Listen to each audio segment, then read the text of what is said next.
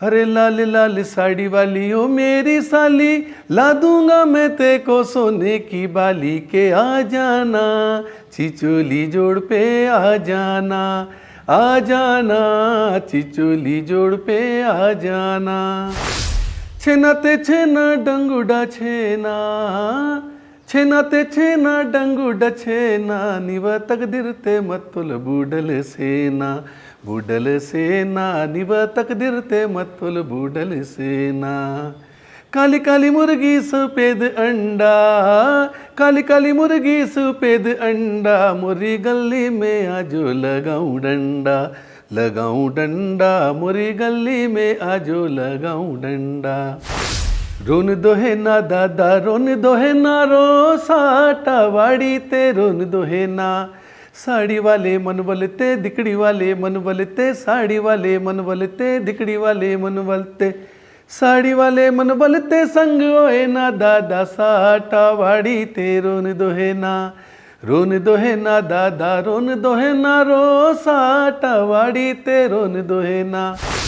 सुरबे डार डार नबे माता, सुरबे डार डार नबे माता, डार नबे नबे नबे भाभी नबे माता, सुरबे डार डार नबे माता। नमस्कार, मैं हूं दिलीप कुमार कापसे और बड़े दिनों से मैं मिलना चाह रहा था राजेश सरियाम जी से। और जो ये इंटरव्यू की सीरीज़ आप देख रहे हैं मेरे चैनल्स पर, और जो इंटरव्यू लगातार लोग कलाकारों के आप पसंद कर रहे हैं, तो ये सारी चीज़ें जहाँ से शुरू हुई है वो जो है एक नाम है राजेश सरियाम जी का। और बहुत बहुत स्वागत है सर आपका। नमस्कार, और मैं भी आपके चैनल के माध्यम से सभी का शुक्रगुजार करता हूं कि आप इस चैनल को पसंद कर रहे हैं। और आपने एक बहुत अच्छा काम किया है कि यहाँ के उन लोक कलाकारों को जो दिखा रहे हैं जो कहीं ना कहीं छिपे हुए थे। ये बहुत अच्छा है। आपके चैनल के माध्यम से मैं सभी का स्वागत करता हूँ। ये जो सिलसिला जो है, मैं लगातार बात कर रहा हूँ कि बैतूल का जो म्यूज़िक है जो छा गया है प्रदेश ही नहीं आसपास के राज्यों में भी, तो ये सारा जो सिलसिला शुरू हुआ था, एक बड़ा हिट गाना था चिचोली जोड़ पे आ जाना, जो कोरोना के बाद या उसी के आसपास रिलीज़ हुआ था। और वहाँ से सारी चीज़ें बदली और सबको एक जो है प्लेटफॉर्म मिला, एक मंच मिला और एक उम्मीद जगी कि हाँ, इस तरह से बैतूल के म्यूज़िक को जो है सबके सामने लाया जा सकता है। और राजेश जी, उन्होंने उस गीत को गाया था और भी बहुत सारी भूमिकाएं उस गीत में उन्होंने निभाई थी। कैसे ये आइडिया मिला था सर, और कैसे शुरुआत हुई थी इस चीज़ की? असली में कापसे जी, मैं आपको बता दूं कि मैं शुरू से लोक गायक रहा हूं और मेरे बहुत से एल्बम पहले निकले थे। टी सीरीज़ में मैं गा चुका हूं पहले। तो सबसे पहले मैंने क्या किया था कि हमारी भाषा नेशनल लेवल पर जाना चाहिए, तो सबसे पहले मैंने टी सीरीज़ में जब मैंने गाना गाया था, उसके बाद से फिर मैं धीरे धीरे धीरे करके, जैसे अब यूट्यूब का ज़माना आ गया, लेकिन पहले लोग सुनते थे लेकिन देख नहीं पाते थे। लेकिन जब यूट्यूब पे फिर हमने सोचा कि यार दूसरे बुंदेलखंडी गाने आ रहे हैं, राजस्थानी गाने आ रहे हैं, पंजाबी गाने आ रहे हैं, तो हमारा गोंडी कल्चर भी क्यों नहीं आए। तो इस वजह से फिर हम लोगों ने एक तैयारी करी और अखिलेश और मैंने बैठ के पहले एक कार्य योजना बनाई, और साथ में हमारे जो मनोज लोखंडे जी जो हैं, जो हमारे आदिवासी फोक स्टूडियो के जो डायरेक्टर हैं स्मिता भाभी, उनके साथ मिलकर हमने एक योजना बनाई कि हम अपने आदिवासी कल्चर को पूरे नेशनली इंटरनेशनल लेवल तक पहुंचाएंगे। तो मैं आपको बता दूं कि जो जिक्र आपने किया कि चिचोली जोड़ पर आ जाना, आपको मैं बता दूं कि कम से कम 10 से 15 देशों के भी हमारे पास में वीडियोस वहाँ से आए कि लोगों ने उस पर डांस किए हैं। हाँ, और इंस्टाग्राम पे तो बहुत ज़्यादा वायरल हुआ था वो। रील्स पे भी लोगों ने रील्स बनाई उस गाने को लेकर। अभी भी मैं देखता हूँ शादियों में या कोई भी इवेंट हो जहाँ भी सेलिब्रेशन हो रहा है, वहाँ पे चिचोली जोड़ पे आ जाना है जो गाना है बजता ही है। तो आप लंबे समय से फोक सिंगर रहे हैं, बहुत सारे गीत आपने गाए हैं, लेकिन ये जो सक्सेस चिचोली जोड़ को मिली, उसके बाद आपका जीवन और उसके बाद सारी चीज़ें, और कैसा आपको महसूस हो रहा था? सर मैं तो आपको बता दूं कि इस गाने से मेरे को इतनी बड़ी उपलब्धि मिली है कि जब मेरी गाड़ी जब जाती है तो उसके अंदर लोग बोलते हैं कि चाहिए राजेश सरियाम है, सर प्लीज़ एक सेल्फी। यानी अगर लोग आपके साथ सेल्फी खिंचा रहे हैं, यानी आपका जीवन सफल हो गया, यानी लोग आपसे खुश हैं। और जहाँ मैं छोटी सी बात बता दूं कि आप अगर इसको सर्च करेंगे यूट्यूब के अंदर, तो 4 बच्चे डांस कर रहे हैं और उन्होंने चिचोली जोड़ पे गाना है उस पर डांस कर रहे हैं, वो गाने भी मिलियंस चले गए, यानी उनको भी लोगों ने मिलियंस में देख लिया। तो और साथ में एक बात अच्छी है कि जब हमने स्टार्ट किया उसके बाद में जो प्रतिभाएं हमारी गाँव के अंदर छिपी हुई थी, बहुत सी बच्चियाँ हमारी आज के समय में एक अच्छी सिंगर बन गई है, जैसे ममता उइके हो गई है, अपनी काजल ध्रुवे हो गई है, और आरती परते हो गई है, और इसी प्रकार से शिवम इड़पाचे हो गए। ये अगर आप देखा जाएगा तो YouTube के पहले कोई किसी को नहीं जानता था, लेकिन आज इन लोगों की जो पहचान बन गई है, हमारे समाज की जो पहचान बन गई है, बच्चियों की पहचान जो बन गई है, गाने के क्षेत्र में पहचान बन गई, ये अपने आप में बहुत बड़ी उपलब्धि है। और इसका श्रेय तो यही जाता है कि हमारे इस आदिवासी कल्चर को। जैसे कि चिचोली जोड़ पे आ जाना की हम बात कर रहे थे, तो आपने बताया कि किन स्थितियों में वो शुरू हुआ, क्या आइडिया था। थोड़ा सा और डिटेल में जानना चाहूँगा कि वो उसकी रिकॉर्डिंग और फिर उसके वीडियो शूट से लेकर तमाम चीज़ें जो है वो कैसे हुई। देखिए सर, चिचोली जोड़ वाला जो गाना था उसकी जो हम लोगों ने म्यूज़िक बनाए थे अखिलेश हम दोनों ने मिलकर, मैंने यार ये चिचोली जो है इस गांव को अपने को प्रमोट करना है, क्योंकि चिचोली बहुत फेमस होता है, आदिवासी बस्ती हैं, आजू बाजू में बाज़ार वहाँ पे जाता है। तो हमने जब उसको चालू किया, उसको म्यूज़िक के साथ में जब गाना, तो आपको एक बात बता दें कि हमने सबसे पहले उसको बजाए कि इसके पर लोगों का क्या असर पड़ता है। तो जितने भी लोगों ने उसको सुना था उन्होंने बोला था कि ये गाना तो सुपर हिट जाएगा। ऐसे करते करते करते आज वह मिलियंस में पहुंच गया है। और एक और बात मैं बता दूं कि एक हमारे यूट्यूबर ही हैं, उन्होंने फिर क्या किया, एक गाना निकाल दिया, मत जाना तू चिचोली जोड़, यानी बस तेरा जीजा बुलाए तुझे चिचोली जोड़, मत जाना तू चिचोली जोड़। सिर्फ इतने चिचोली जोड़ के कारण वो गाना भी मिलियंस में पहुंच गया। और अब हम आपको एक और अच्छी बात बता दे रहे हैं, आपके चैनल के माध्यम से बहुत सी जनता सोच रही है कि मैं कब आऊँगा, तो मैं आज इस चैनल के माध्यम से बता दे रहा हूँ आपको, कापसे जी के चैनल के माध्यम से बहुत जल्दी आ रहा हूँ मैं, और एक गाना फिर से ला रहा हूँ आपके लिए तड़क भड़क का। उसकी मैं एक दो लाइनें सुना देता हूँ आपको कि लाल लाल साड़ी वाली मैं तेरी साली, दिला देना रे जीजा सोने की बाली, के आ जाऊंगी चिचोली जोड़ पे आ जाऊंगी। ये गाना देखिए बहुत जम के धूम मचाने वाला है। तो इसको अपन कह सकते हैं चिचोली जोड़ का सिक्वल है ये। बिल्कुल बिल्कुल बिल्कुल, यानी बिल्कुल सेम कि यानी पब्लिक क्या होता है कि देखिए चिचोली जोड़ पे आ जाना एक्चुअली वो जेंट्स वाइज का गाना है, और लेकिन लेडी से भी डांस कर रही। तो मैंने सोचा कि क्यों ना हम महिलाओं के लिए भी इस गाने को ऐसा करें कि उसके अंदर आ जाऊंगी चिचोली जोड़ पे आ जाऊंगी, हर जगह बजने वाला ये वाला गाना भी। राजेश जी, बैतूल का कल्चर हम जानते हैं कि बहुत रिच है, और बहुत यहाँ पर गीत संगीत को बहुत लंबे समय से फॉलो किया जा रहा है। आज के दौर से नहीं, मैं देखता हूँ कि जब कैसेट का ज़माना था, रिकॉर्डिंग का ज़माना था, उस दौर में भी बैतूल से गायक आते थे और कैसेट रिलीज़ करते थे, और उस दौर में भी बहुत धूम मचती थी।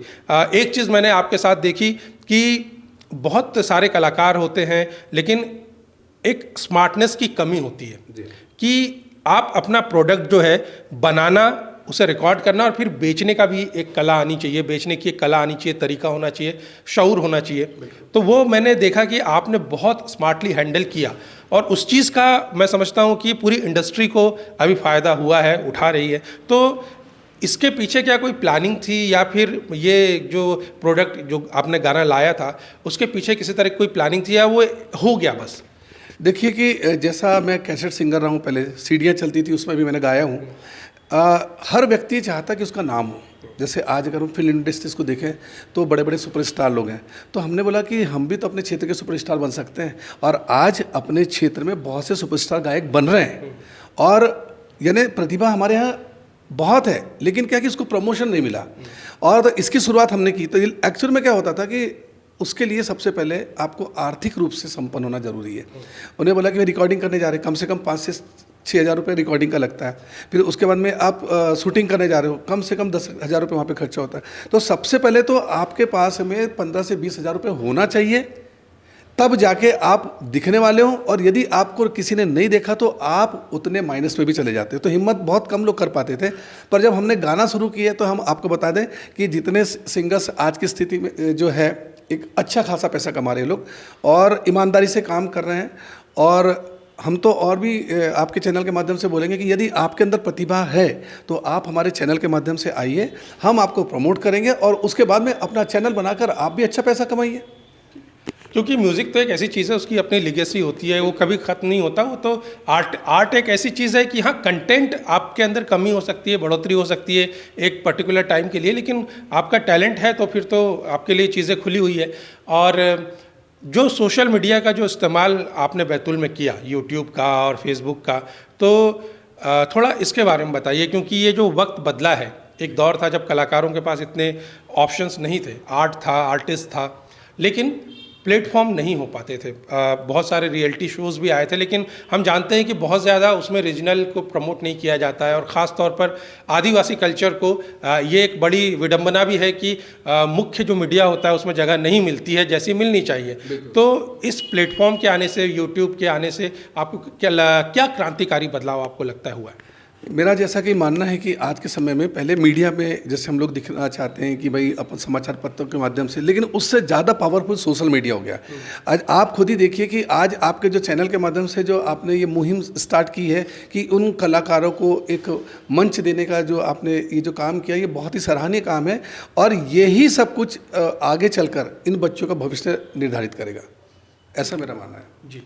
अच्छा, अब जैसे कि आपने आने वाली प्लानिंग भी आपकी बता दी है, एक सवाल मेरे मन में हमेशा उठता है कि ये जो 4-5 साल से चीज़ें चल रही है, बहुत सक्सेसफुल इंडस्ट्री चल रही है, नए कलाकार आ रहे हैं, लेकिन अब एक टाइम के बाद, एक प्लेटफॉर्म पे, एक स्टेज पे आने के बाद उस चीज़ को बेहतर करना होता है जो चल रहा है, क्योंकि बेहतर होगा तभी वो लंबा चलेगा।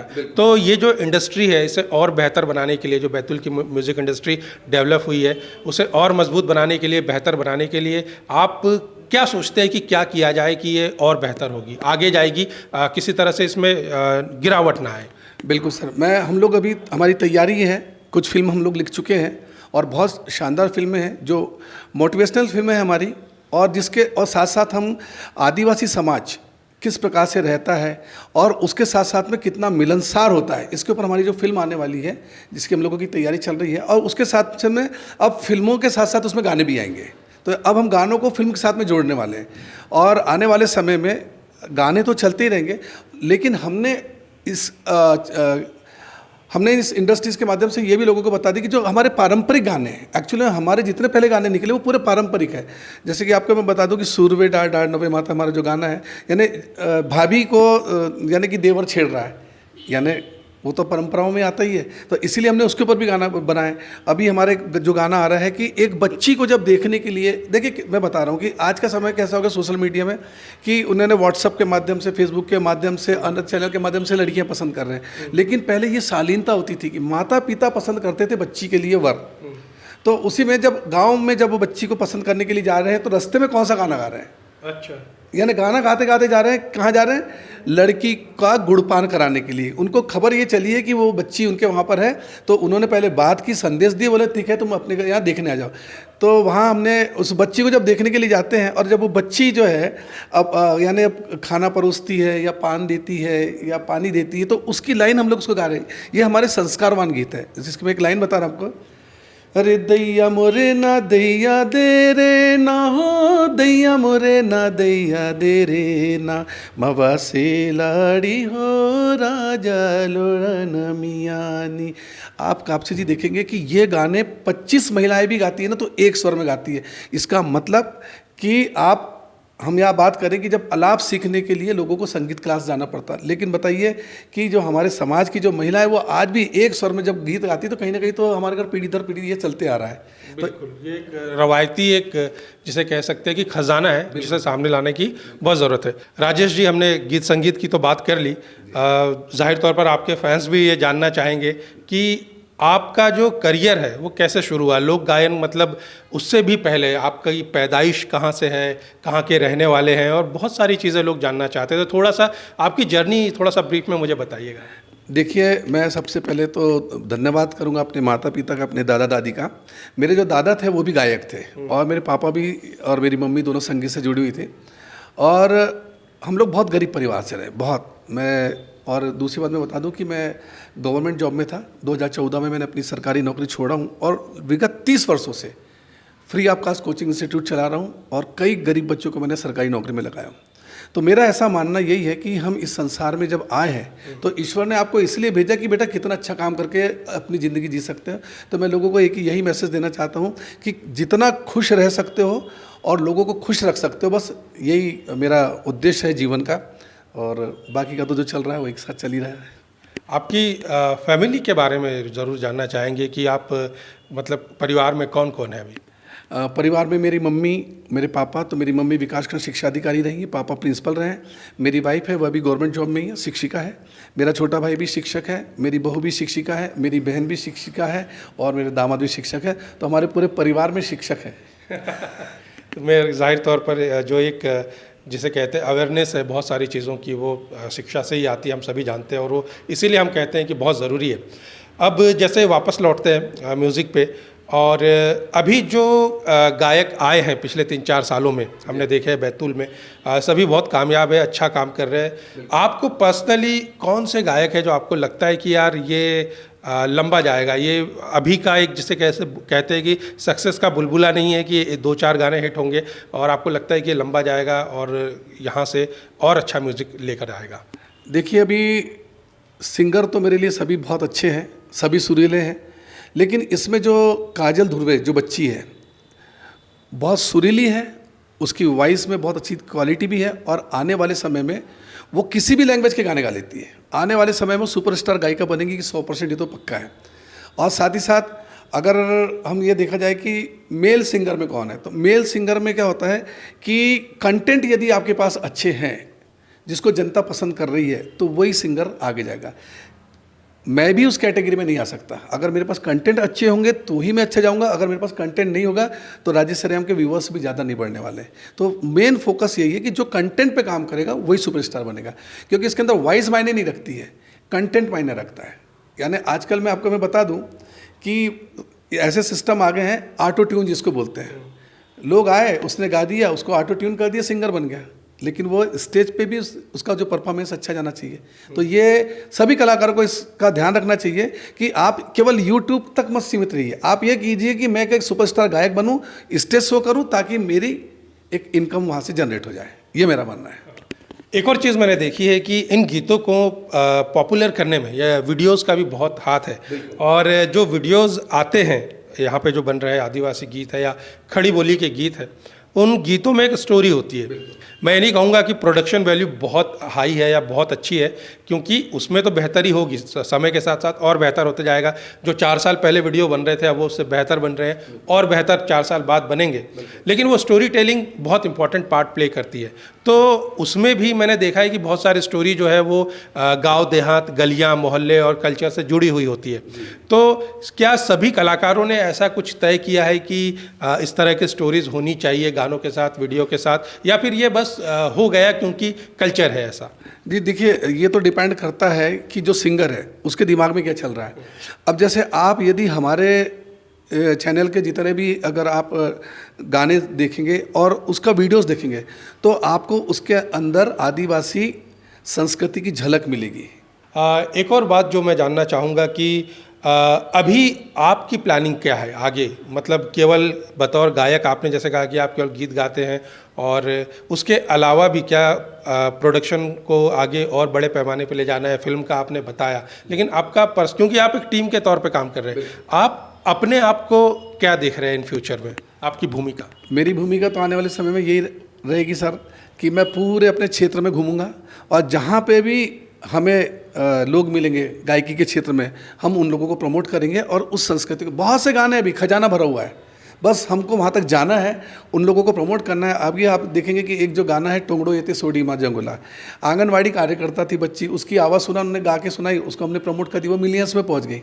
तो मेरा मतलब कहीं ना कहीं लोगों को हम प्लेटफॉर्म दे रहे हैं यहाँ पे। हमारा मकसद यूट्यूब के माध्यम से पैसा कमाना बिल्कुल भी नहीं है। यदि हमें पैसा कमाना रहता तो हम अपने आप को ही प्रमोट करते हैं। हमारा मतलब ये है कि हम ज़्यादा से ज़्यादा हमारी संस्कृति को प्रमोट करें, हमारे क्षेत्र के कलाकारों को प्रमोट करें, यही हमारे ग्रुप का मकसद है सर। ठीक है। और एक और बात यहाँ पर मुझे याद आ रही है कि बहुत सारे सिंगर्स से मैं मिला हूँ और सभी ने कहा है कि यूट्यूब पे आने के बाद, वीडियो चलने के बाद, गाने चलने के बाद सभी की फाइनेंशियल कंडीशन जो है वो बेहतर हुई है। तो आप जो आने वाले कलाकार हैं उनको किस तरह का मैसेज देंगे, उनको बताएंगे कि क्या वाकई में ये इनफ सोर्स ऑफ इनकम है या इसके अलावा भी कुछ और प्लान लेकर आए वो? देखिए, हर कलाकार चाहता है प्रमोशन, लेकिन कई बच्चे ऐसे हैं वो भावनात्मक रूप से, उनको दोस्त लोग बोलते थे अरे यार तू गा, तू तो बहुत अच्छा गायक है, ऐसा वैसा कर ले। वो बेचारा दूसरों से पैसा लेता है, उसको रिकॉर्डिंग का पैसा लग जाता है सर, उसको वीडियो का पैसा लग जाता है, उसके आने जाने का खाने का पैसा लग जाता है। और जब वो चैनल स्टार्ट करता है तो एकदम से चैनल प्रमोट नहीं होता है। तो बहुत से बच्चे लोग हैं इसके अंदर, उनकी आर्थिक स्थिति खराब हो चुकी है। तो यदि मान लो कि मेरा तो मैसेज ये है कि अगर आपको ऐसा लगता है कि आपको सिर्फ प्रमोशन चाहिए, तो हमारा आदिवासी फोक स्टूडियो आपके लिए खड़ा हुआ है। हम आपके लिए रिकॉर्डिंग भी करेंगे, हम आपको ये भी करेंगे, और आप देख भी सकते हैं कि आपके द्वारा गाए हुए गाने से कितना पैसा आया है। एकदम पूरी पारदर्शिता है। अगर ऐसा लगा कि आपके गाने से पैसा आया है तो हम उस पैसे को रिकॉर्डिंग का निकाल के आपको जितना कमाना रख लो, कोई दिक्कत नहीं है। मेरा मतलब ये है, तो उससे उनको ये भी लग जाएगा। अच्छा, नंबर 2 कि हमारे जो चैनल्स में सबसे पहले बैतूल में बोल दूँ या मध्य प्रदेश के अंदर बोल दूँ कि बहुत कम समय में लाख सब्सक्राइब करने वाला चैनल हमारा है सर, जिसको यानी लोगों ने प्रमोशन किया है। तो मैं सभी का, आप लोगों का शुक्रिया अदा करना चाहता हूँ कि आप लोगों ने हमारे चैनल को पसंद किया है। और यदि आपके चैनल के माध्यम से ये भी बताना चाहता हूँ कि यदि आपके अंदर प्रतिभा है तो आप हमसे कांटेक्ट कीजिए, हम आपको बनाएंगे सुपरस्टार, जैसे हमने कई सुपरस्टार बना चुके हैं अभी आज तक। ठीक है, वापस म्यूज़िक पे आते हैं। जो बैतूल में गोंडी गीतों का जो अगर कहे कि फॉर्म अलग अलग प्रकार है, बहुत सारे जिसे कह सकते हैं कि तरीके से गाए जाते हैं गीत, तो आप थोड़ा सा मुझे बताइए कि मतलब क्या खासियत है गोंडी गीतों की, और क्या क्या फॉर्म ऑफ म्यूज़िक है, किस तरह का म्यूज़िक है जो पसंद किया जाता है और जो अभी भी एक्सप्लोर होना बचा हुआ है। जी, देखिए, सबसे पहले मैं बता दूं आपको कि पहले शादियों में फिल्मी गाने बजते थे। हाँ। लेकिन आज हर शादी में गोंडी गाने बज रहे हैं, और हर समाज की शादी में गोंडी गाने बज रहे हैं, कि वो चल रहा है रिदम सेक्शन के ऊपर में। तो इसके अंदर मैं आपको एक चीज़ बता दूं कि जो अभी जैसे हम कंटेंट की बात कर रहे थे कि हमारा एक मतलब है कि पारंपरिकता, तो लेकिन आज लोग क्या पसंद कर रहे हैं, जिसके अंदर डांस हो।